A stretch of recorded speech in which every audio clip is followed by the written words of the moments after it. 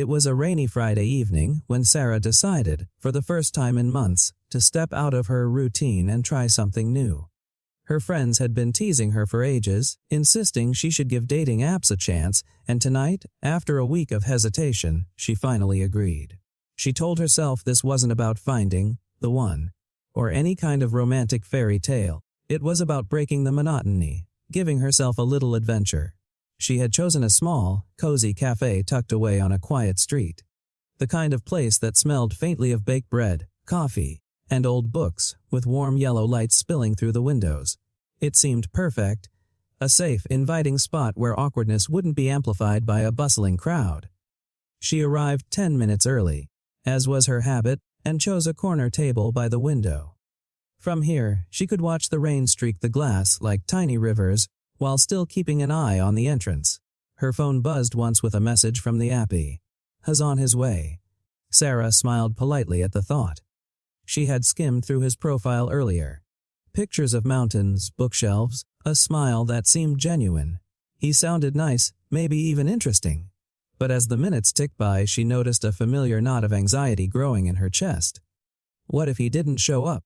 What if this entire thing was awkward and uncomfortable? She reminded herself she had been in worse situations. After all, she had survived college presentations, embarrassing work meetings, and countless social mishaps. This was nothing in comparison. 20 minutes passed, then 30. The chair across from her remained empty. The other tables around her slowly filling with quiet chatter and the soft clinking of cups and silverware.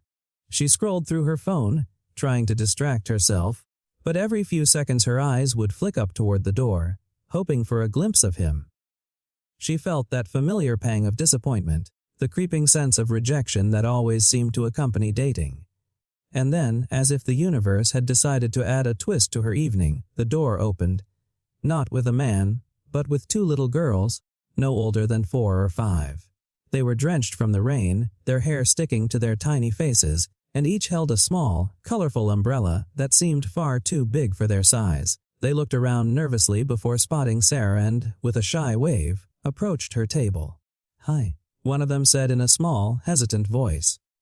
"My daddy's sorry he's late." Sarah blinked, unsure of how to respond. At first, she thought perhaps she had misunderstood. Did they mean this was her blind date? She looked around for a man who might be following them, but no one appeared. The cafe was too small to miss anyone, and yet there was no adult in sight. The girls, sensing her confusion, clutched each other's hands and took a tentative step closer. "Do you know our daddy?" the other one asked, her voice a mixture of hope and curiosity. Sarah shook her head slowly. "No, I don't think so. Are you sure you're in the right place?" The girls exchanged a glance and then one of them nodded. "Yes," he said, to come here. "And wait. And don't go anywhere."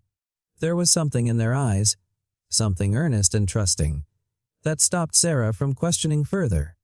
Maybe it was the rain, maybe it was the unexpected innocence of the moment, but she found herself smiling, the tension in her chest easing just a little. "Okay," she said gently. "Well, I guess we can wait together. But where's your daddy?"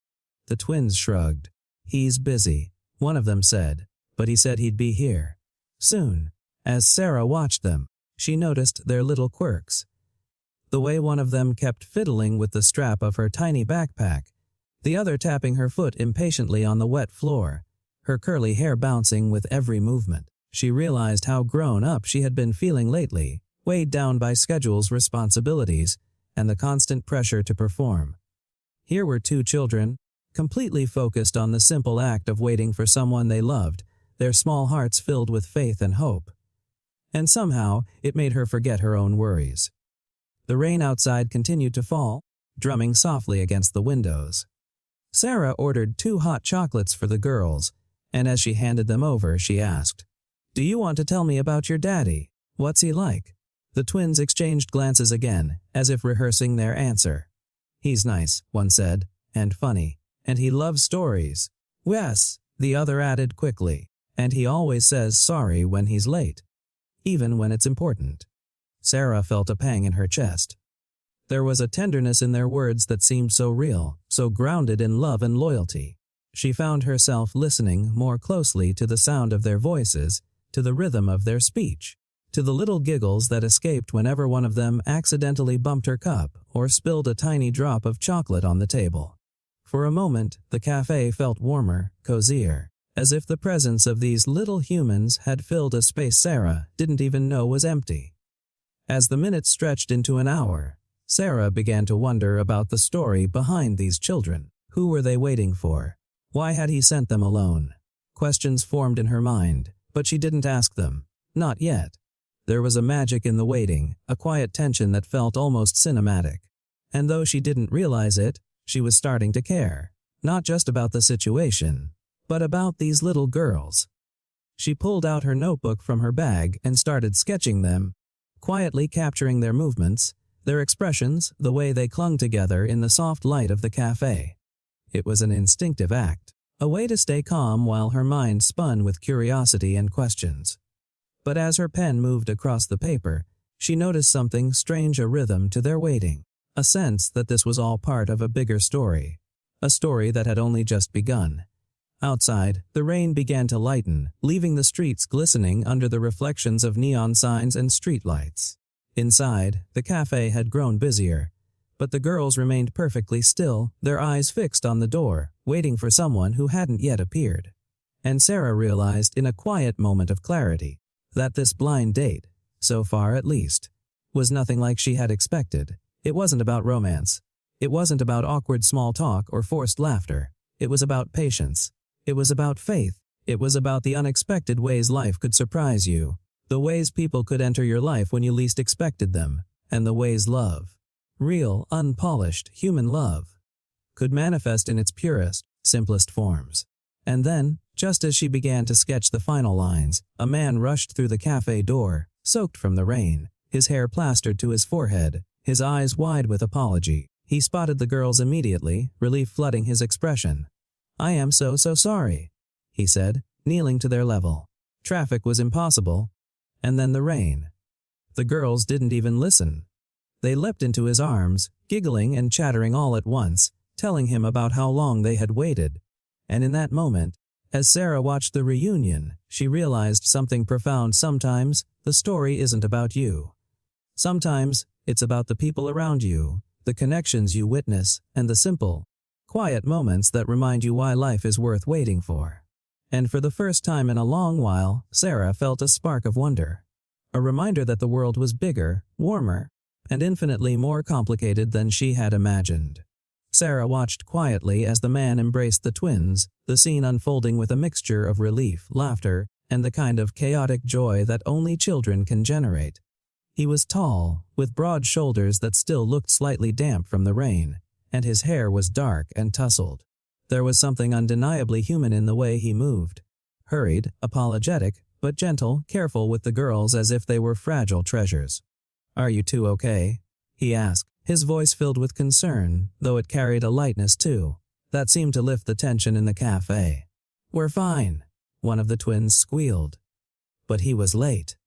I know, he said quickly, smiling at them. Then he looked up and finally noticed Sarah. "Oh, hi. I'm so sorry about this. I didn't mean for you to meet them first." Sarah blinked, unsure what to say.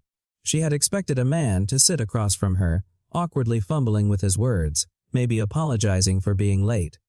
She hadn't expected him to be accompanied by these little girls, to see them as the very embodiment of someone's life and love. And yet, something about the sight of him with them, his genuine apology, the way he carefully brushed a stray lock of hair from one girl's face, made her heart soften. "It's okay," she said finally, keeping her tone light. "They're delightful."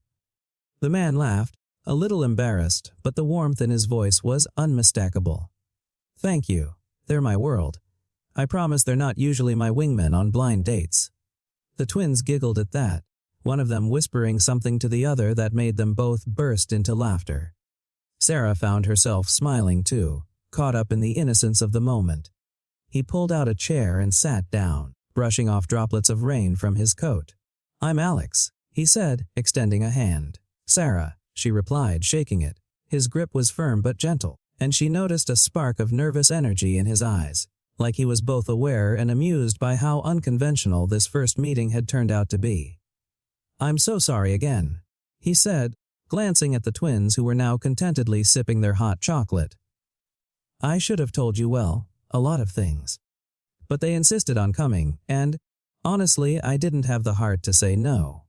Sarah laughed softly, realizing that this was probably one of the most unusual introductions she had ever experienced. Most first dates were awkward, filled with forced smiles and rehearsed questions.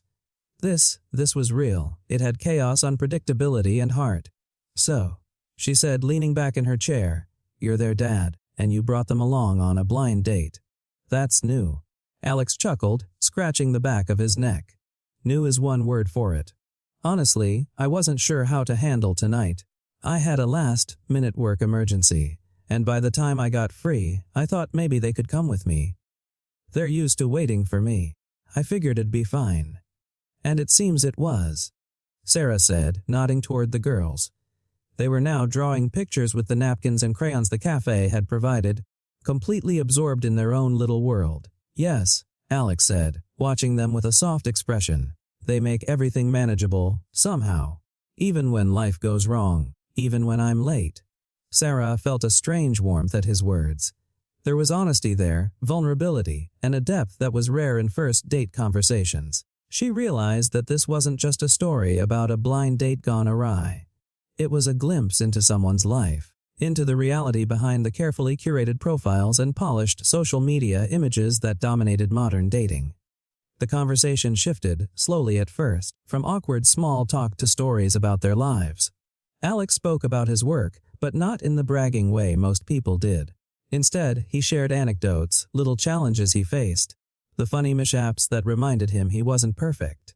Sarah found herself laughing at his stories, genuinely entertained, and noticing that her initial nervousness had completely melted away.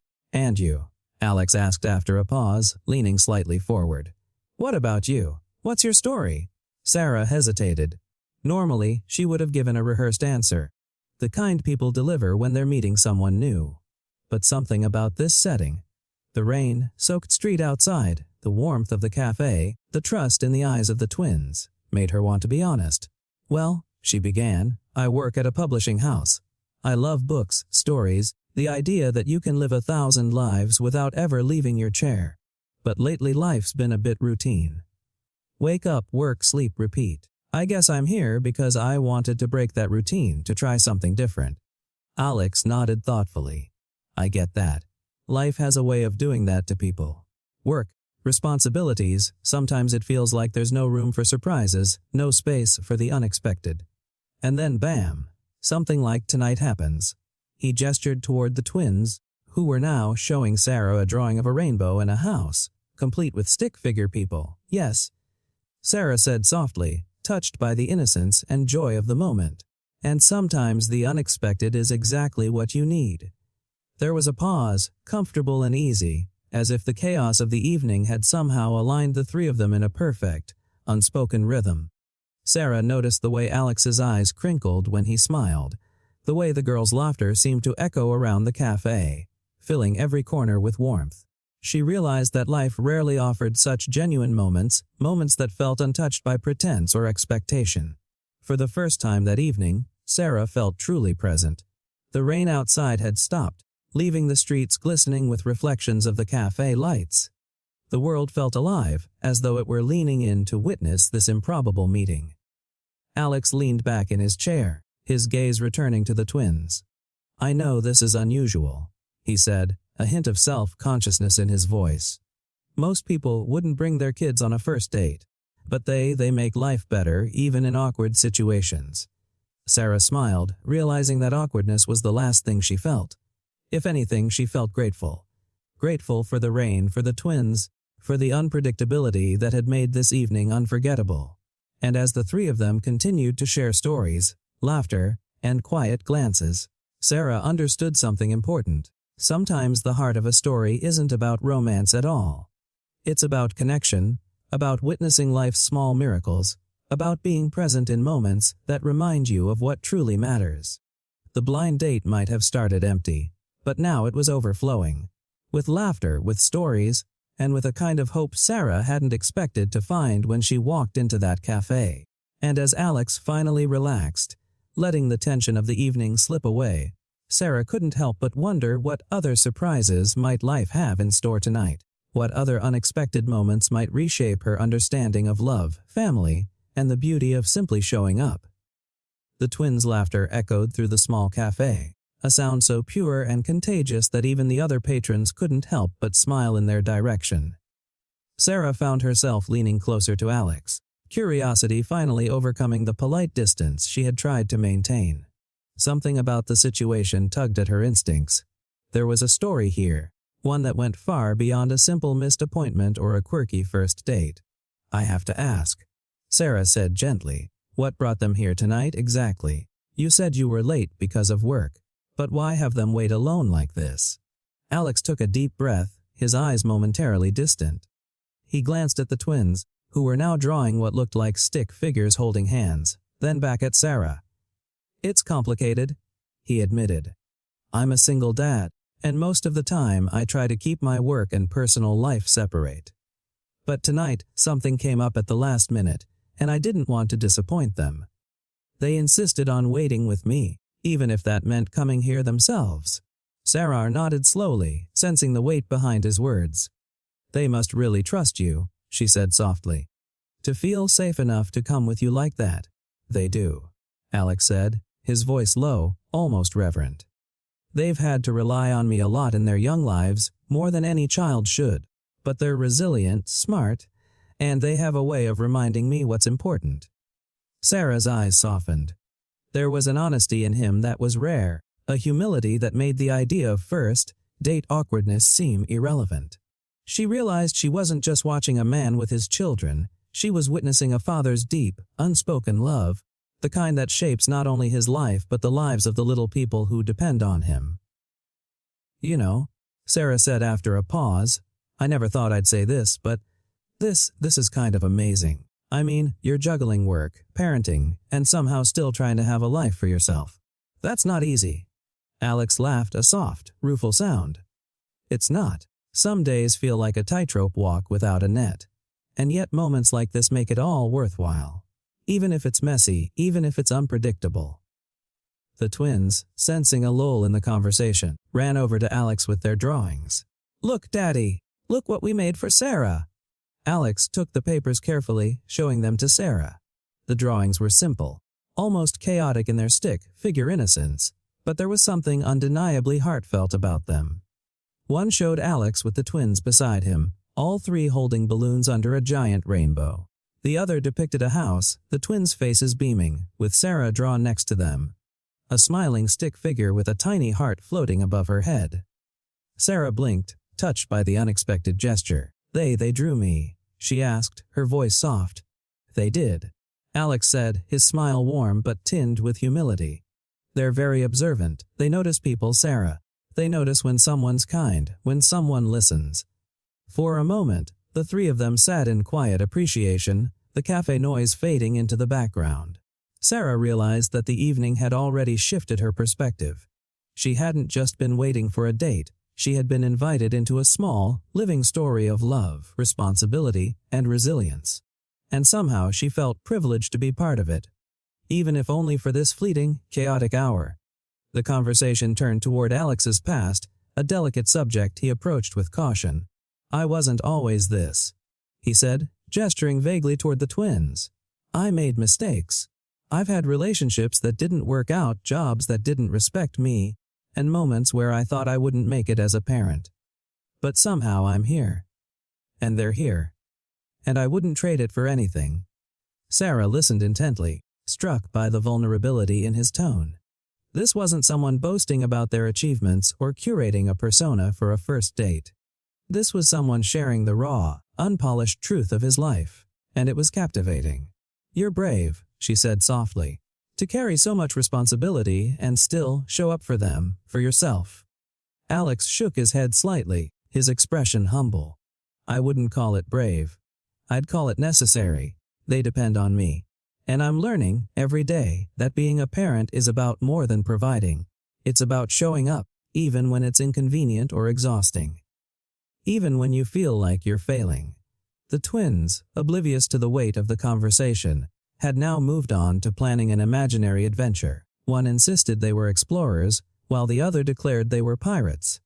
Alex and Sarah exchanged a glance, both silently acknowledging the magic of a child's imagination, the way it transforms ordinary spaces into realms of possibility. "You know," Sarah said with a smile, "if I had brought my nieces along on a first date, it probably would have ended in chaos. But somehow this feels right." Alex laughed softly. "Chaos is part of life with them, but there's also clarity. They cut through the noise, the small anxieties, and the superficial stuff. You see what really matters when you're with them." Sarah nodded, feeling an unexpected connection not just with Alex, but with the little humans who had inadvertently become the heart of the evening. She realized that this blind date, which had begun as an empty chair and a creeping anxiety, had transformed into something richer. Something that defied expectation and embraced the unpredictability of real life. Then, as if the universe wanted to test her newfound perspective, a sudden moment of tension arose. One of the twins knocked over her cup, spilling chocolate across the table. It wasn't a huge mess, but it was enough to startle Alex, whose first reaction was a mixture of concern and urgency. "Oh no, are you okay?" he asked, quickly grabbing napkins to clean up the spill. "I'm fine," the girl protested, her cheeks flushed with embarrassment. "It was an accident." Sarah watched him handle it, calm, patient, and careful not to scold, but still maintaining gentle authority. There was an elegance in the way he navigated the chaos, a rhythm that made the mess seem like a minor incident rather than a catastrophe. "You're really good with them," Sarah said quietly. Alex smiled a little sheepishly. "I try, they're my priority. Everything else comes second." Sarah felt something shift inside her. She realized that this wasn't just a date. It was a lesson in empathy, patience, and the quiet heroism of everyday life. The kind of heroism that didn't make headlines but shaped the world in meaningful ways. The evening wore on, and the cafe began to empty. Outside, the streets were now slick with the remnants of the rain, the neon lights reflecting in puddles like fragmented stars. The twins, content for the moment, had settled back into their drawings, while Sarah and Alex sipped the last of their drinks, the conversation flowing easily. And in that moment, Sarah understood something profound. The blind date hadn't failed. It hadn't been empty. It had been filled with life, laughter, and a rare glimpse into a world she might never have seen otherwise. Absolutely, here's part 4 through one's elbows in words, adding tension and emotional twist, and deepening the characters' bond. Part 4. The evening had settled into a comfortable rhythm. The twins were laughing softly over a shared story about imaginary pirates.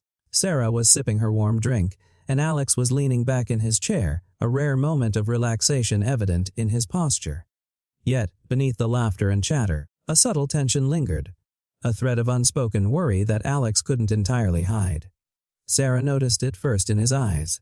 There was a flicker there, brief and almost imperceptible, that betrayed something he hadn't shared. Something heavier than the challenges of work or parenting. A shadow he carried, quietly alone.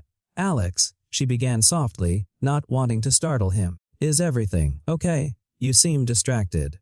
He paused, glancing at her with a fleeting expression that was half surprise, half hesitation. Yeah, I'm fine," he said quickly. A little too quickly. "Just tired, I guess. It's been a long week." Sarah tilted her head, unconvinced. There was a vulnerability in his voice, something fragile that made her realize this man wasn't just a stranger with children. He was someone carrying a story she hadn't yet fully understood. "You know," she said gently, "you don't have to pretend. Not with me. I can tell when someone's holding back." Alex swallowed, his fingers tightening slightly around his cup. "It's not. I don't want to burden you," he admitted quietly. "It's complicated, and it doesn't really have anything to do with tonight. But there are things I can't always control, things I'm still figuring out." Sarah leaned forward, her curiosity tempered by empathy. "Maybe talking about it would help," she suggested softly. "Or maybe just sharing a little. Sometimes the unexpected moments, the messy, imperfect ones, can be the ones that matter the most." He looked at her, really looked at her, as if weighing whether to trust her with something intimate, something vulnerable. And finally, after a pause that felt like a lifetime, he nodded. "You're right," he said, voice low. "There's something you should know. Something about me, about my life, About why the twins and I ended up here tonight. Sarah listened silent, letting him gather his words. I lost someone. Alex began, eyes distant. Their mother, my wife, passed away 2 years ago. It was sudden. I've tried to hold it together, for them, for myself, but some days it feels impossible. That's why they're so protective.